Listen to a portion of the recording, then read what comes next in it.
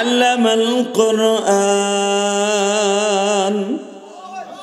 আমি রহমান তোমাদের কাছে কোরআন নাযিল করছিলাম।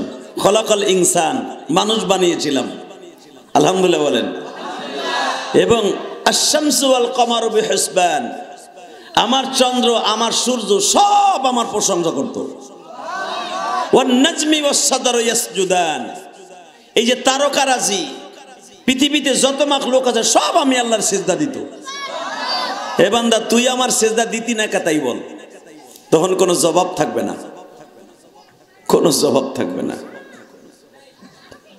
আল্লাহ আল্লাহ আল্লাহ, জোরে কোন মারহাবা। তা আবু জেহেল তার বিবিরই বলতেছে, বউরে আমি বুঝলাম না, কোরআনের যতই বিরোধিতা করি কোরআনের প্রতি আমি বেশি আকৃষ্ট হয়ে যাই, কারণ আমি কোরআন না শুনলে আমার ঘুম আসে না। এই কোয়াব থাকবে। আল্লাহ, কোরআন এমন একটা শব্দ যে প্রত্যেকটা শব্দের ভিতরে আমার মওলার প্রেম লুকায়িত আছে। এই জন্যই তো ইহুদি নাসারারা দেখবেন কোরআনের বিরুদ্ধে খালি এদের ষড়যন্ত্র, ঠিক না বেঠিক? ইহুদিরা শুধু কোরআনের বিরুদ্ধেই ষড়যন্ত্র, কিন্তু ওরা যতই ষড়যন্ত্র করুক সমস্ত ষড়যন্ত্রে নস্যাৎ করার মতো আমাকারু আমাকার আল্লাহ আল্লাহু খায়রুল মাকিরিন। ওরা যতই ষড়যন্ত্র করবে সব ষড়যন্ত্রের জাল ছিন্ন করবেন কে? আরো জোরে বলেন, কে কে কে কে? আল্লাহ, আপনি মুসলমানকে হেফাজত করেন। এই দেখেন বাংলাদেশে নতুন করে আর একটা ষড়যন্ত্র হচ্ছে। এই যে দেখেন ইস্কন, নাম শুনছেন না? ওই চাচা তো কিছুই বুঝবে না ইস্কন কারে কয়, মনে করবে আমাকে স্বাস্থ্য ভাই ইস্কেন্দার। ইস্কন এমন একটা শয়তানি শব্দ, এরা আওয়ামী লীগের আমলে বিভিন্ন রূপে রূপান্তরিত হয়েছিল। এরা বিভিন্ন সংগঠনের চেয়ারম্যান ছিল। ওরা যত মাদ্রাসার বিরুদ্ধে বোমা মারত ওদের লোকেরা, কথা বলেন না কেন? আলেম তালবে আলিম সাইজা কওমি মাদ্রাসায় ঢুইকা বোমা বানাইতো, অস্ত্র বানাইতো এরা, কথা কন না কেন? ইস্কনের সদস্যরা পুলিশ বাহিনীতে ঢুইকা পুলিশদেরকে ধ্বংস করার জন্য বহুত চেষ্টা চালাইছে। এগুলো এখন সব ধরা খাইতেছে। এখন লাস্ট ফিনিশিং এ যখন ওরা সব অমাকারু অমাকার আল্লাহ, ওদের সব ষড়যন্ত্র ছিন্ন করে দিছে আল্লাহ, আওয়ামী লীগের পতন ঘটাইয়া এখন তোরা ধরা খেয়ে গেছে। এখন অগ সভাপতি চেন্নাই দাস, চেন্নাই দাস প্রভু, চেন্নাই দাস প্রভু, ওর নাম প্রভু। অগ পর্ব আগে না এ মতে না এক চাচা আগ করে যায়, চাচা কথা কও না কে? চেন্নাই যে দাস ওর নাম প্রভু, কয় চেন্নাই দাস প্রভু ওর নাম। অগ যে প্রভু ও কি আগে না মুতে না? বউ নাই ওর, তাহলে আবার প্রভু হয় কেমনে? কথা কন না কেন? হালাকে আমাদের প্রভু কুল হুয়াল্লাহু আহাদ, বলেন আল্লাহুস সামাদ লাম ইয়ালিদ ওয়া লাম ইউলাদ ওয়া লাম ইয়াকুল লাহু কুফুয়ান আহাদ। বান্দারে, আমি রব এমন একজন রব, আমার কোনো শরীক নাই, আমি অদ্বিতীয়, আমার সমকক্ষ পৃথিবীতে কেউ নাই, ঠিক না বেঠিক? আল্লাহর মতো কেউ আছে বাজান? হ্যাঁ, আল্লাহ যদি দুইজন থাকতো আওয়ামী লীগ বিএনপির মতো প্রতি বছরে বছরে দল পাল্টাইতাম। যখনই দেখতাম আষাঢ় মাসে এক খোদায় বৃষ্টি বেশি দেয়, হ্যাঁ পাল্টাইয়া বিএনপি আল্লাহর কাছে যাইতাম না, কথা কর না? যখন দেখতাম আওয়ামী লীগ বিএনপি আল্লাহ তেমন একটা জুইত না, আমাকে দান দুন ভালো দেয় না, জাতীয় পার্টিরে খাড়া করে দিতাম। জাতীয় পার্টির আল্লাহ হেন আপনি আমাকে সব, কিন্তু উনি নিজে বলেন কুল হুয়াল্লাহু আহাদ, বান্দা বুঝাল আমি একজন, আমার অদ্বিতীয় কেউ নাই, ঠিক না বেঠিক? আমার মতো কেউ নাই, দ্বিতীয় আর একজন খোদা পাবি না। লা শারীকা লা, লা জিদ্দা লা, লা শারীকা লা, কোন শরীক নাই, আমার সমকক্ষ কেউ নাই, আমার মতো কেউ নাই। ইসকনের এই শয়তান প্রভু কয়েকদিন আগে আপনারা দেখেছেন সাইফুল ইসলাম আলিফ নামে একটা অ্যাডভোকেটকে তারা নির্মমভাবে শহীদ করেছে। আপনি কি জানেন এই সাইফুল ইসলাম আলিফের 4 বছরের একটা মেয়ে আছে? সুবহানাল্লাহ কইলেন না? এই 4 বছরের মেয়েটা সাইফুল ইসলাম আলিফকে জানের সাথে বেশি ভালোবাসত। কারণ কি জানেন? মেয়েরা বাবারে সবচেয়ে বেশি ভালোবাসে। কয়েকদিন আগে আমাকে একজন বলল সাইফুল ইসলাম আলিফের বাড়ির পাশে তার বাড়ি, সে ইসলামপুরে চাকরি করে, বলে হুজুর আমি সাইফুল ইসলাম আলিফের জানাজায় গেছিলাম, আর মেয়েটাকে যখন আমি কোলে নিছি মনে হয় একটা কবুতরের বাচ্চা। কবুতরের বাচ্চার মতো, তোতা পাখির মতো কথা কয়। ও আমারে বলে আমার আব্বু ওইখানে শুয়ে রয়েছে, আমার আব্বু আইব। এই সাইফুল ইসলাম আলিফ যখন কোর্টে যায়, সাইফুল ইসলাম আলিফের কর্মসূচি কি ছিল আপনার চোখের পানি ছাড়বেন।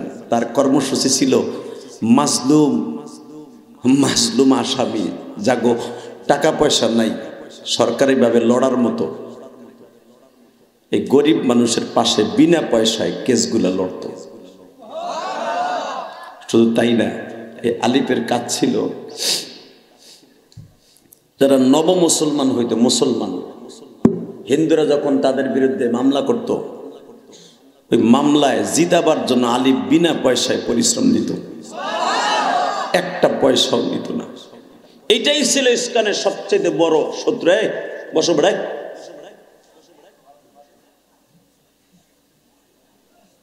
আলিফ এইটাই সবচেয়ে বড় শত্রু ওদের, যে আমাগো সন্তান হিন্দু থেকে মুসলমান হয় আর বিনা পয়সায় লড়ে, মুসলমান উকিল, ওরে দুনিয়ার থেকে সরাই দিতে হবে।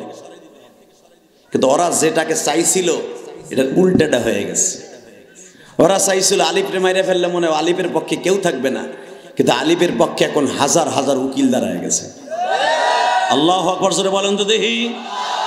এর দ্বারা বোঝা যায় মুসলমান, একজন মুসলমানের গায়ে হাত দিলে 100 মুসলমান দাঁড়ায় যাবে। কোরআনের বিরুদ্ধে যদি আর একটা বার ষড়যন্ত্র হয়, ঈশ্বরগঞ্জের জমিনে বসে আওয়াজ দিয়ে বলো, ওই বেঈমান গুলারে কুত্তার মতো মারতে কাকে রাজি আছো? আল্লাহকে দুই হাত দেখাইয়া দাও। কি তাকবীরদের মতো কোনো চান্দু নাই? কি কস না রে, কি কস না রে, কি কস নারায়ে তাকবীর। ক কি কইছে, কি কইছি ক?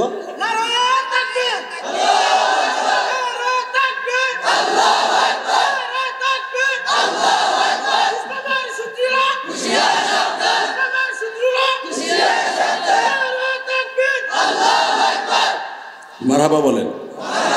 ঠিক সুস্থ কি কইছে না রে, কি আবার? এটা বিশাল বড় মুসলমান একটা শক্তিশালী আওয়াজ, কথা ঠিক না বেঠিক?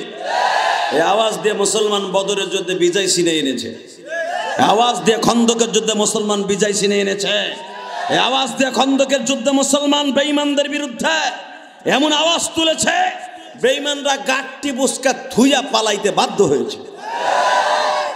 কি মনে করলেন আপনি? এই আওয়াজটা খুব কঠিন আওয়াজ। আলহামদুলিল্লাহ বলেন। আল্লাহ মনে রাখবেন, মেয়েরা কিন্তু বাবারে বেশি ভালোবাসে, ঠিক না? যেরকম ভাবে হাদিসে একটা মেয়ের কথা আছে, মেয়েটারে মাইরা ফেলবে বাপে, তারপরও মেয়েটা শেষ ভালোবাসা বাপরে দিয়ে যায়। আল্লাহু আকবার বললেন না? আমার নবী ওয়াজ করতেছে মসজিদে নববীর ভিতরে, ইন্দিবিন টাইমে দেখে একটা সাহাবী নবীর সামনে বই অজরে কাঁদতেছে, অজরে। নবী জিজ্ঞেস করলেন, তুমি এইভাবে কাঁদো কেন? বলি ইয়া রাসূলুল্লাহ, আপনি যে বলতেছেন কুল ইয়া ইবাদিয়াল্লাযীনা আসরাফু আলা আনফুসিহিম লা তাকনাতু মির রাহমাতিল্লাহ, তোমরা যত অন্যায় করবা আল্লাহর রহমতের দরজা থেকে সইরো না, আল্লাহর দরজা সবসময় খোলা থাকে। হুজুর আপনি বিশ্বাস করেন, আমি আল্লাহকে সাক্ষী রেখে বলতে পারি আমার এই অন্যায় আল্লাহ কোনোদিন মাফ করবে না। আমার নবী বলে, বেটা বেশি বুঝো আমার থেকে, মানে ক্বালা লা ইলাহা ইল্লাল্লাহ ফাদাখালাল জান্নাহ, কুলু লা ইলাহা ইল্লাল্লাহ তুফলিহুন। আল্লাহ বলছে লা ইলাহা বলবা, মুহাম্মদ রাসূলুল্লাহ বলার সাথে সাথে তোমার জীবনে কোনো গুনাহই থাকবে না। সুবহানাল্লাহ বাইতে যে কইেন, আরো জোরে কোন। এই লাল সবুজ কথা কস্তা কে খালি গেঞ্জি দিছি কি বই এথান লেগে? এই মুসলমানে বলা তোর আওয়াজ দিবি এখন। আমার নবী বলে কি তুমি আমার কথা বিশ্বাস করো না? বলি ইয়া রাসূলুল্লাহ তাসদীকান ইয়া রাসূলুল্লাহ সাদাকতা ইয়া রাসূলুল্লাহ, আপনার কথা আমি বিশ্বাস করি, আপনি একজন সত্য নবী, কোনো সন্দেহ নেই। তাহলে আমি যে বলতেছি যত গুনাহ করো আল্লাহ মাফ করে দেবে, এটা বিশ্বাস হয় না? হয়। ওইটা আমার দিক ঘুরা। হ্যাঁ, তখন বিশ্ব নবী বলতেছে হ্যাঁ ঘুরা আমার দিক ঘুরা। আল্লাহ জোর কোন মারহাবা, আওয়াজকে চিকন করো, বেশ বাড়াও। আমি কই বেশ বাড়াও কে মারহাবা। বাহ পাইছি গেঞ্জি ঠেলা কিনি বাবা। আগামী বছর ওয়াজে পাঞ্জাবি দিতে কবি বেটা, এক কালারে পাঞ্জাবি। আলহামদুলিল্লাহ বলেন। লাল আর সবুজ বাদে, এটা শয়তানের চয়েস, এটা মুসলমানের চয়েস না। আল্লাহ লাল আর হলুদ বাদে শুধু আমার দিকে তাকাবেন, কোনো দিকে ঘাড় করেন না, সময় কম। যখন বলছে আমার কথা তোমার বিশ্বাস হয় না, তোমার আল্লাহ মাফ করে দিবে, বলে হুজুর আপনি কি আমার অন্যায়ের বিবরণ শুনছেন? কি বলো? এই মদিনার ভিতরে যত মেয়ে জন্ম নিত, ওয়াইদাল মাউদাতু সুইলাত বিআইয়ি দামবিন কুতিলাত, এই যে আপনি যে কয়েকদিন আগে আয়াত নাযিল করা আয়াত পড়লেন, ইদা মাউদাতু সুইলাত, কিয়ামতের ময়দানে মেয়েটা জিজ্ঞেস করবে আব্বা কেন আমার মারছিলা? বিআইয়ি দামবিন কুতিলাত, কেন আমার মেরে ফেলছিলা, আমার অপরাধটা কি ছিল? আমার মেয়েটা এত সুন্দর গো নবী,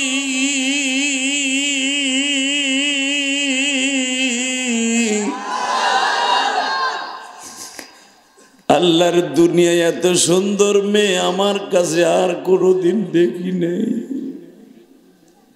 শুনছি আপনার ছোট কন্যা ফাতেমা অনেক সুন্দরী, মা আয়েশা অনেক সুন্দরী গো নবী,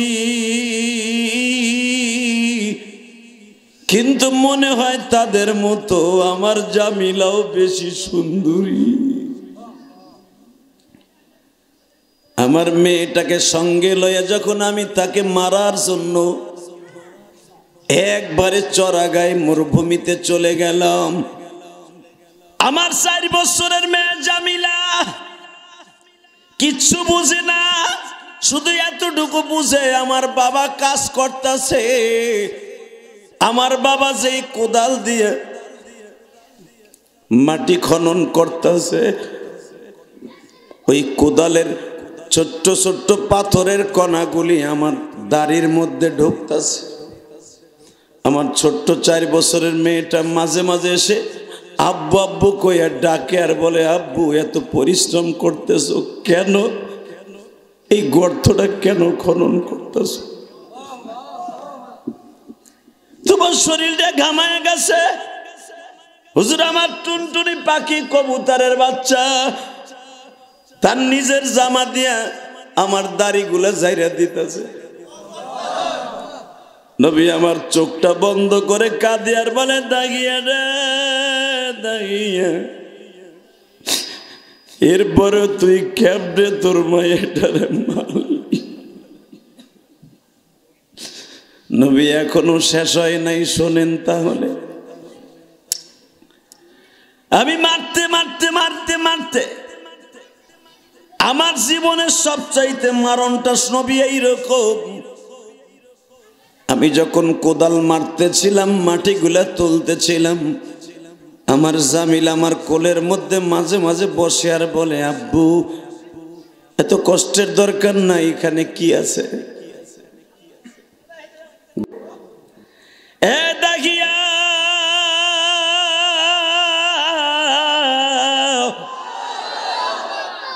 কালেমা গ্রহণ করার পরে আর তোর কোনো গুনাহ থাকতে পারে না গো দাহিয়া। ও দাহিয়া, আমি তোর সাথে ওয়াদা দিলাম কিয়ামতের মাঠে যেন তোর মেয়েটার সাথে তোর দেখা হয়। আমার নবী বলেন দাহিয়া রে, তোর মেয়ে যদি জিজ্ঞেস করে ওয়াইদাল মাউদাতু সুইলাত বিআইয়ি যামবিন কুতিলাত। আব্বা আমি কি অপরাধ করছিলাম, আমার কেন মাইরা ফেলছিলেন? আমার তো বাসার অধিকার ছিল। দাহিয়া ওই দিনকার জবাব তুই কি দিবি? বিশ্বনবী বলে, দাহিয়ারে ওই দিনকার জবাব সব মেয়েরা যদি বাবার কাছে করে তোর কাছে করবে না। আল্লাহু আকবার জোরে বলেন তো দেখি। কলিজার যুবক ভাইরা আমার, এই সাইফুল ইসলাম আলিফের মেয়েটাও ঠিক একই রকম। বাবার কবরের কাছে যাই প্রতিদিন দাঁড়াই থাকে, এই বুঝি আব্বা আসবে, এই বুঝি আব্বা আসবে।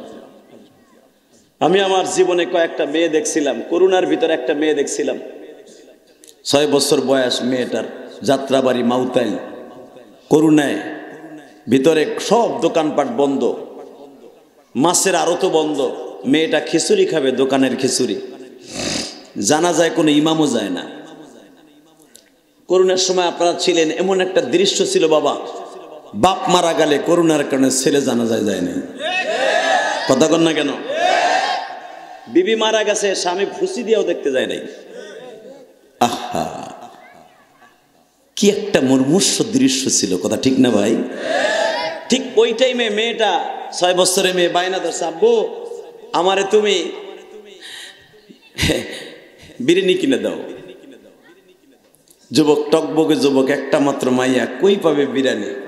সে মাউতাল পর্যন্ত মোটর সাইকেল লয়ে গেছে।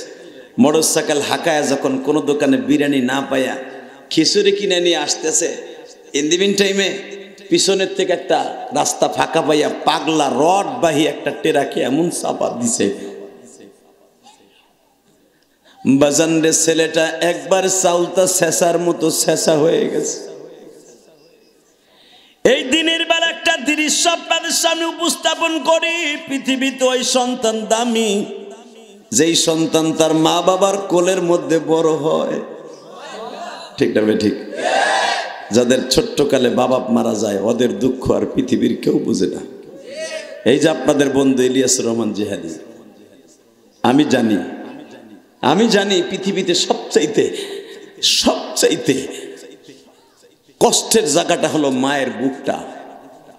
ওই মায়ের বুকটা যারা হারায় ফেলছেন, পৃথিবীতে ওর মতো হতভাগা আর কেউ নাই। ঠিক না দাদা ভাই? আজকে সেই মা বাবার সাথেই যুবকগুলা বেঈমানি করে,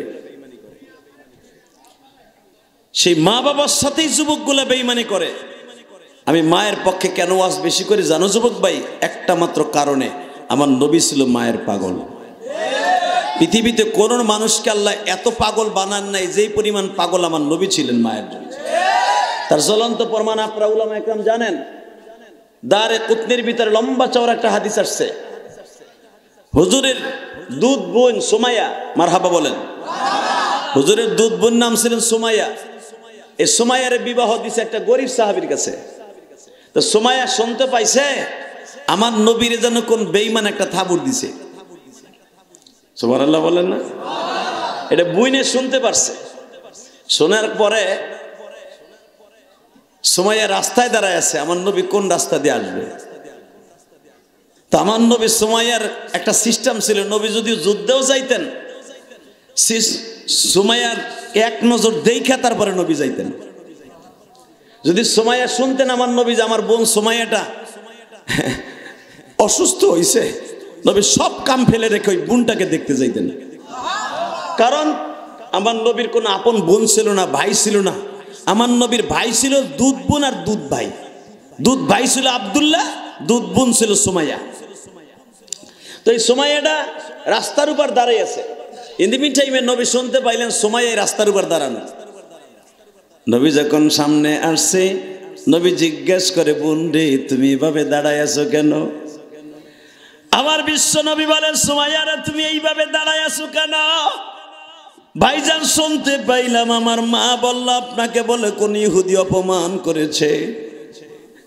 বাজান মা কারে কয় দেখেন, আমার নবী এই শব্দটা শোনার সঙ্গে সঙ্গে হালিমায়ে সাদিয়ার বাড়িতে চলে গেছে। নবী আমার হালিমায়ে সাদিয়ার সামনে মাথাটা নত করে দিয়া, এই পাও দুইটা গেড়ে দিয়া নামাজের সূরাতে বসিয়া কয়, মা গো একদিন আপনি আমার এই কোলেতে বসাই আদর করতেন, দুগ্ধ পান করাইতেন, আজকে আমি আপনার আদর করি গো মা।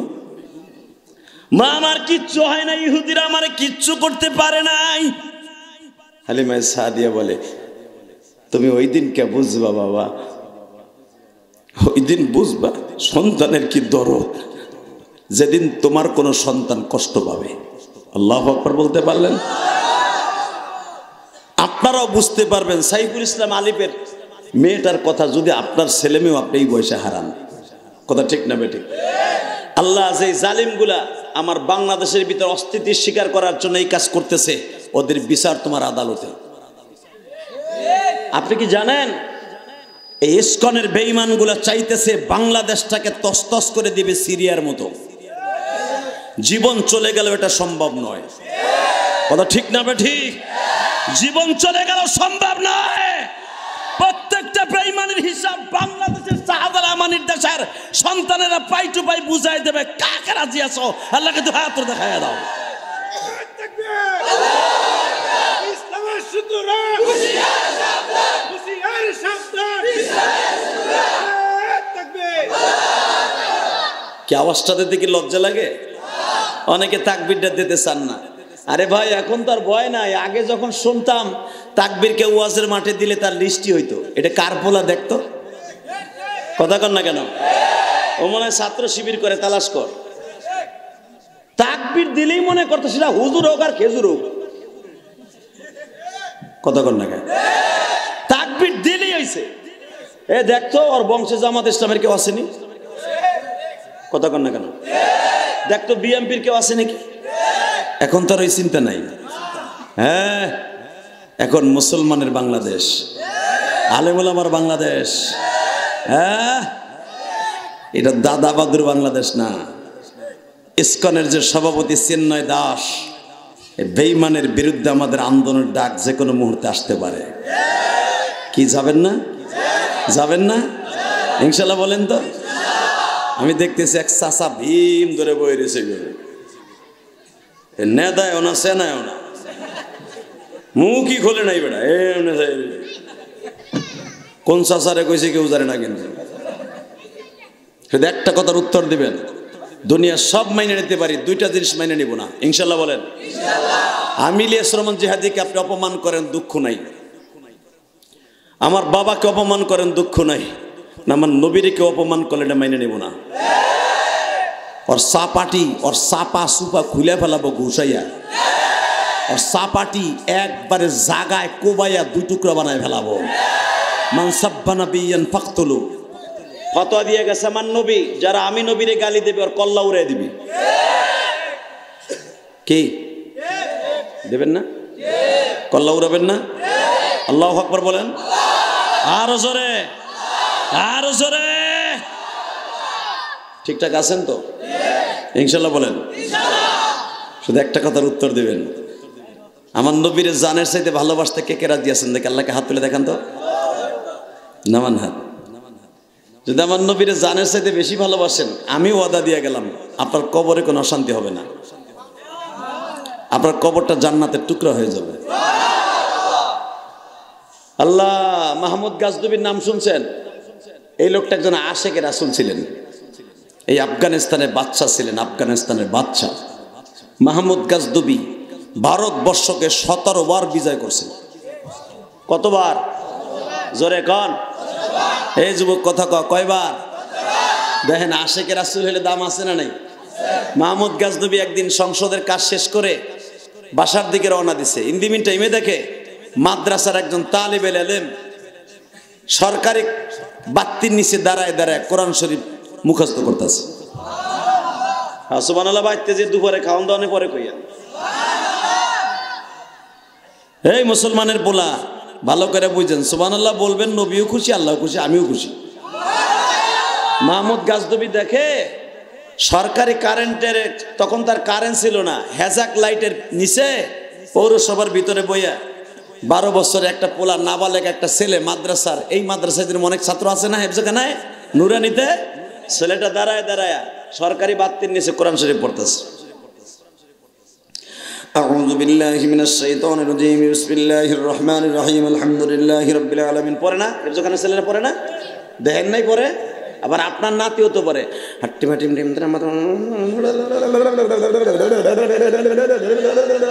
ও নাচায় ঠ্যাং, আর হাফজখানার ছেলে নাচায় আমার মাবুদের কোরআনের এই বুকের মধ্যে থাকে, এইটারে ঝুলা ঝুলা পাইলিং করে বুকের মধ্যে। একটা খুঁটা গাড়তে গেলে গরুর খুঁটাও চাচা লারায় সারায় যাতা দেন না, কথা কয় না? গরুর খুঁটা অথবা যে কোনো খুঁটা লারায় সারায় তারপর আবার ঢুকান না, লারাইলে সারাইলে কি হয়? জায়গাটা ফাঁক হয়, তাই না মুরব্বী? ফাঁক হয়।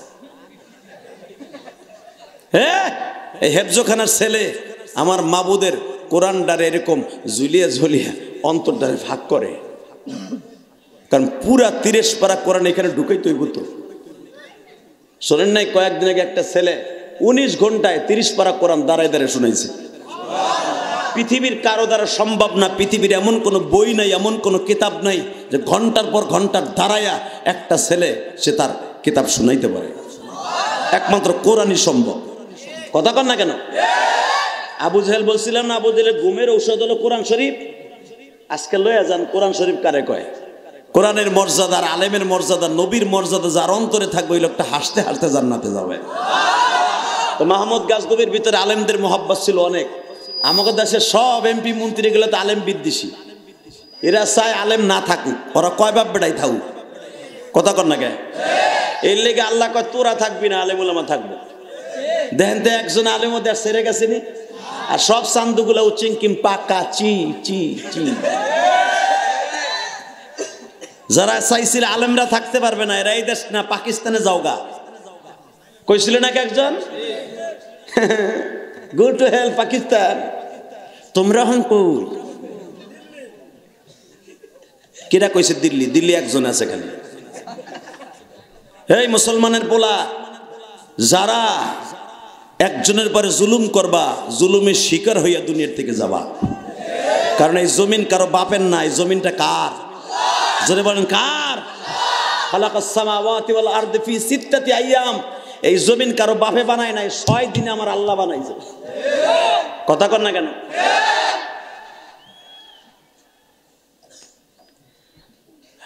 মাহমুদ গাজনবী দেহে তালবে ইলমটা কোরআন শরীফ দাঁড়ায় দাঁড়ায় পড়তাছে। মাহমুদ গাজনবী জিজ্ঞেস করে, কিরে তোর নাম কি? কয় আব্দুল্লাহ। এ রাত 12টার সময় সরকারি বাতির নিচে, হেজাক লাইটের নিচে বসে কোরআন শরীফ পড়স, তার মানে? কয় দেখেন আমি গরিব মানুষ, আমার হেরিকেনও নাই, তেলও নাই, আমার সবক ইয়াদও হয় নাই। হুজুর আমার 3টার সময় মারবে, তো এই জন্য আমুকটা মুখস্থ করতেছি। আজকে বৃহস্পতিবার রাত, কালকে শুক্রবার সকালবেলা আমার আমুকটা শুনাইতে হবে। মাহমুদ গাজনবী কান্দে আর কয়, আমার ছেলেরে, আমার মেয়েরে পিটাইয়া পড়াইতে পারি না, আর তুই এই শীতের মধ্যে চাদর গায়ে দিয়ে আমার মৌলার কালাম মুখস্থ করতেছ সরকারি বাতির নিচে, তাও দাঁড়ায় দাঁড়ায়। চল তুই কোন মাদ্রাসার ছাত্র, চল যাই। মাদ্রাসার সামনে যে যখন হুজুরে ডাক দিছে, হুজুর তো জায়গায় আজ্ঞা মইতা নান্ডি বাসটি। কারণ আর্মির অফিসার যদি এই ছোট্ট টিনের ঘরে মত আমরা ডাক দেখ, বেটা উঠ, ওই বেটা তেমনি পায়খানা করে দেব। কথা কর না কেন? না জানে আমার আকাম কোন চেয়ারম্যান ধরাই দিছে, আমার এখান র্যাবে ধরে নিয়ে গরম ডিম দিবে। কথা কর না কেন? আর মাহমুদ গাজনবী 8টা দেশের, এরকম বাংলাদেশের মতো 8টা দেশের সম্রাট। কি মনে করলেন আপনি? আফগানিস্তান, পাকিস্তান, উজবেকিস্তান, ভারত, একটা রাজ্য ছিল তখন। মাহমুদ গাজনবী, আহা বাজান রে, মাহমুদ গাজনবী প্রিন্সিপাল রে ডাক দেওয়ার সাথে প্রিন্সিপাল থরথর করে কাঁপতাছে। হযরত আপনি এই রাত্রে চপ কথা বলবেন না, আপনার এই ছেলেটা রাত 12টার সময় সরকারি পৌরসভার ভিতরে কোরআন তেলাওয়াত করে, আপনি একবারও কি তালাশ করে পান না? আমি তো ঘুমাইতে দিছি, কখন উঠে গেছে জানিও না। মাহমুদ গাজনবী বলে, এই ছেলেটার হেরিকেন নাই, তেল নাই, আপনি কি ছেলেটার একবারও দেখেন না? হযরত আমার মাদ্রাসা গরিব, সবাই রেখে দেখার সময় আছে। মাহমুদ গাজনবী বলে, আপনার মাদ্রাসায় কতটা হেরিকেন লাগবে? মাসে কত বেরেল কেরাসিন তেল লাগে? কতটা জামার সেট লাগে? বলে দিলেন, আগামীকালকে সব চলে আসবে। মাসে কত বস্তা গম লাগে এটা আগামীকালকে চলে আসবে। যখন এই কথা বলছে মাহমুদ গাজনবী রহমতুল্লাহ আলাইহে আবদুল্লাহকে ডাইকে ডাকে কয়, আবদুল্লাহ রে, তোর মাদ্রাসায় তোর কারণে এত কিছু দিলাম, বিনিময়ে আমারে শুধু একটা জিনিস দিবি। এখন কানবেন, আমি জানি আপনাদের অন্তরে নবীর প্রেম আছে, আলেমের ভালোবাসা আছে, আমি জানি। বাজানরে যখন বলছে, আবদুল্লাহ বলছে, আপনি কি চান গো বাদশাহ? বলে, আমি চাই রে আবদুল্লাহ,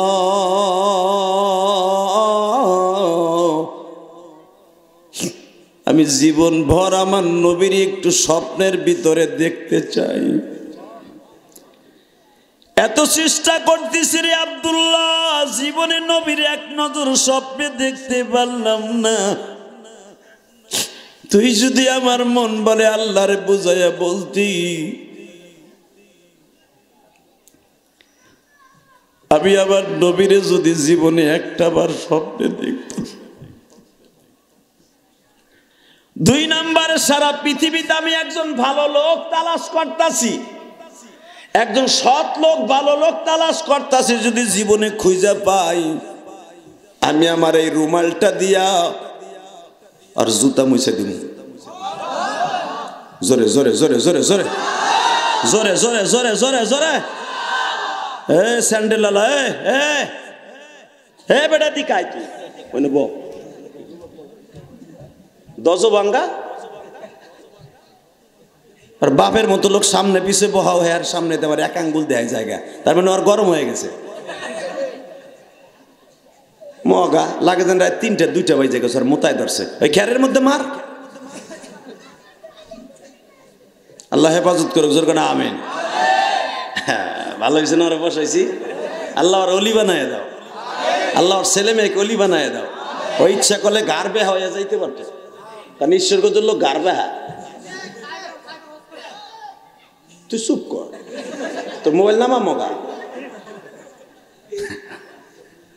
চিন্তা করেন, হ্যাঁ বাপের মতো লোক বয়ে রয়েছে, ওইটা হাঁটাতে যাবার আমার 1 নম্বর দেখাইতেছে। আল্লাহ ইচ্ছা করলে চলে যাইতে পারতো, ও যখন আমার কথাটা রাখছে, আল্লাহ তুমি ওর কথাটা রাখো। আল্লাহ ওর ছেলে মেয়েকে আমার সাথে বড় আলেম বানাই দিও। আল্লাহ ওরে তুমি কামাইতে বরকত দিও, আর সন্তানদেরকে তুমি নিক্কার বানাই দিও। বাবা, আলেম ওলামার কথা কিন্তু সবাই শোনে না। আলেমদের সাথে অনেকে দেখবেন টেরা নজরে তাকায়, তোর কথা শুনতে জমকা, তোর বাড়ি খাইয়েছি নি আমি, ঠিক না? এই কথাটা জীবনে কবেন না। শক্তি আজ আছে, কাল নাই। শেখ হাসিনা 41 সাল পর্যন্ত থাকবো, জোর করে থাকুক আর যেমনি থাকুক, নিয়ত করছিল, পরে 41 মিনিটের সময় পেল না।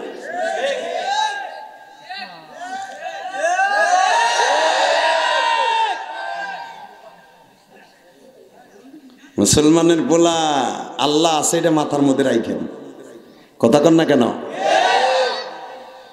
আল্লাহ তাকা নাই দেখে আর মাত্র কয়েক মিনিট কথা বলবো, শুধু একটার দিকে তাকাবেন। আলেমদের ভালোবাসা, নবীর ভালোবাসা থাকলে অসুবিধা আছে? তাকান। মাহমুদ গাজনবী বলে, তুই নবীর একটু কবি, যেন আমি নবীর জীবনে একবার স্বপ্ন দেখতে পারি। তুই বললি মনে আমি দেখতে পারবো। বাজান সব কিছু সকালবেলা চলে আসতো, শুক্রবার সকালবেলা সব আয়া পড়ছে, যা যা লাগবে মাদ্রাসায়।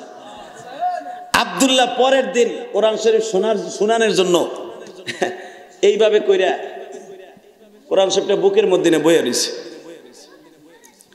হঠাৎ করে মনে পড়ে গেছে, বাচ্চা না গতকালকে রাত্রে কইছিল সকালবেলা, যা আমারে তুই 2টা জিনিস দিবি, একটা হলো আমি জীবনে ভালো একটা লোক তালাশ করি, আর একটা হলো নবীর স্বপ্নে দেখতে চাই। আল্লাহ তুমি এই দুটোটা জিনিস বাচ্চারে দিয়ে দাও।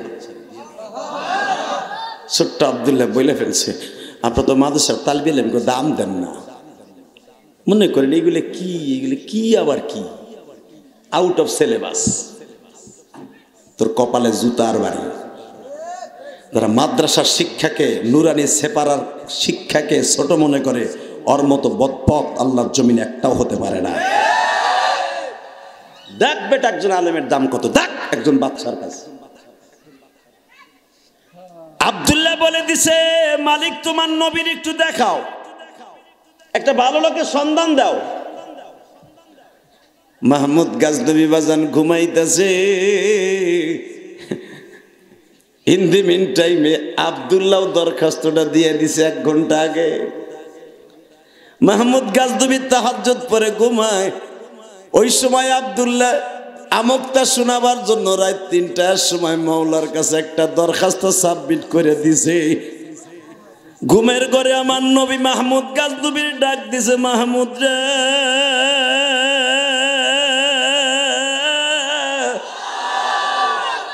আমি নবীর নামও মাহমুদ, তোর নামও মাহমুদ, আয় তুই আমার বুকের মধ্যে আসছে মাহমুদ। আবার ছোট্ট তালবি আলিম কোরআনের পাখি আব্দুল্লাহ দরখাস্ত দিছে, তোর সাথে দেখা করতে হবে। আমার মালিক নিয়ে আসছে রে, আব্দুল্লাহর দরখাস্তে আমি সহ্য করতে পারি নাই, কারণ আমার বাবার নাম আব্দুল্লাহ। মাহমুদ গাজনবী স্বপ্নের ভিতরে বলে ফেলছে, নবী গো, আমি তো দুইটা জিনিস চাইছিলাম। একটা চাইছিলাম আপনার সাথে দেখার, একটা ভালো লোকের সন্ধান। নবী আমার বলে, ভালো লোক পাস না তুই? আফগানের বাদশা তুই পাস না? ভালো লোক কাকে বলে এটা তো আমি ফতোয়া দিয়েছি। খায়রুকুম মান তাআল্লামাল কুরআন ওয়া আল্লামা, পৃথিবীতে সবচেয়ে ভালো মানুষ ওই মানুষ যে কোরআন শেখে এবং শিখায়। তোর রাজা বাদশা ভালো না, কোরআন যারা শিখায় তাদেরকে বলছি ভালো, যারা শিখে তাদেরকেও বলছি ভালো। আর তুই ভালো মানুষ তালাশ করে পাস না, যে আব্দুল্লাহর কারণে আমি নবী মদিনা থেকে আফগানে আসতে পারি। এত বছর তুই তপস্যা করো, আমারে দেখতে পারলি না, এরপরেও ভালো লোক তালাশ করোস। বাজানে কোন চোখের পানি ছেড়ে দিয়া কাঁদবা। নবীর দেখার জন্য যদি কারো চোখে এক ফোঁটা পানি পড়ে, সে আলেম হোক আর গায়রে আলেম হোক, রাতের অন্ধকারে আমার নবীরে সে দেখতে পারবে। বাবা, আমার নবীরে দেখতে পারবে। এ কলিজার বাইরা, আজকে 11ই ডিসেম্বর আমার মাওলারে দিনের বেলা জোহরের নামাজের পরে দেখায়া দাও। ঘুমের থেকে উঠাই মাহমুদ গাজনবী পাগলের মতো দৌড়াইয়া মাদ্রাসায় গেছে, তোরা বোরা পাহাড়ের সেই গুহার মাদ্রাসায়। যে ডাক দিছে, আব্দুল্লাহ কই গো বাবা আব্দুল্লাহ, আব্দুল্লাহ তোর জুতা কোনটা বাবা একবার দেখা। আব্দুল্লাহর জুতাটা হাতে নিয়ে দেখে, জুতাটা অন্তত 10টা জায়গায় সেলাই দেয়া। আব্দুল্লাহ কাঠের জুতাটা এত সেলাই কেন দিছ? বাদশা, আমার তো শুরুতেই বলছিলাম গতকালকে আমার আব্বু নাই।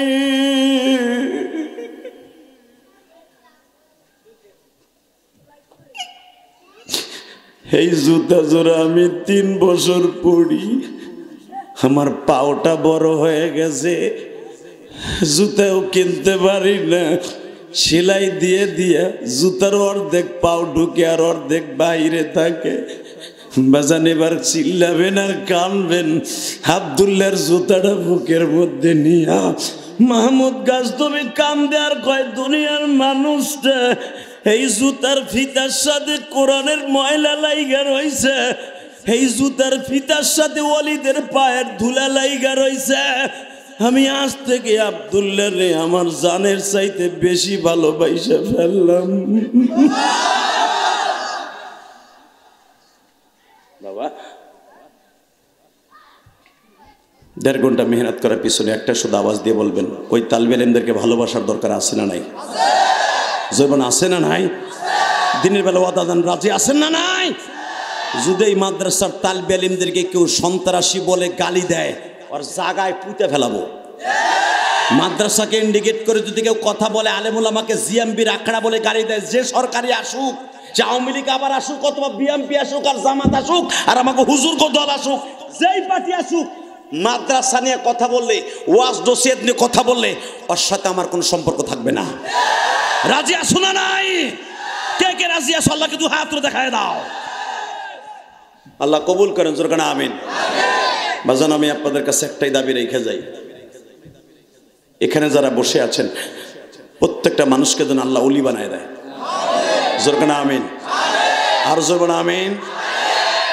বাবা, আমার মা আমাকে 12 বছর বয়সে বলে গেছিল, ইলিয়াস রে যদি কোনোদিন টাকার মালিক হস একটা মসজিদ বানাইস।